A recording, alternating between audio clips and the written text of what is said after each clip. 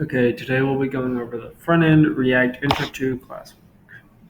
For this, you get 3 different exercises. Exercise 1, create a new React application, create a new bank account component, and pass in your first name and an account balance of 10,000.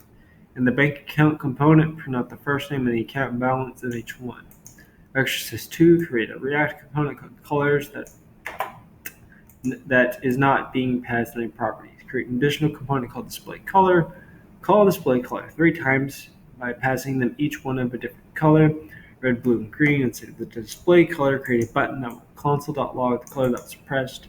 Exercise 3, create a new React application. Create a game board component that has 2 sets of a component called player. Inside a player, there should be a label for score and a button. Player for the score. If the button for the player component is clicked, the score should be raised by 1 point. So as you can see here in our thing, we have this. We have hello, your account. You have an account balance of 10,000.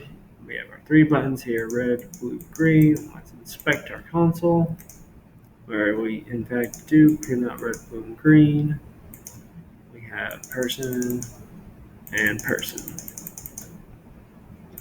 So now then, let's get back to the code. So as you can see here, we have bank account, colors, and game border. We'll go over each exercise individually. The bank account, you can see right here, name we are feeding in name equals Thomas P. Brown and balance equals 10,000 as strings. This way we don't get any issues. We do hello, we do an H1, and we feed in this dot properties dot name. Give an account balance of, and another H1, this dot properties dot balance. For the second one, we feed in colors, which we can see here, then returns a div containing display colors. Color equals red, color equals blue, color equals green. Color equals green. Now then, we have it set so that here, var color equals this dot props dot color, return with a div containing a button where the style is equal to background color. And then on click this dot change color.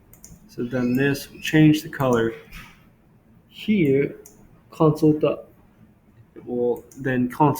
It'll access this where it'll console.log this dot pops dot color, and we'll display this dot pops dot color here.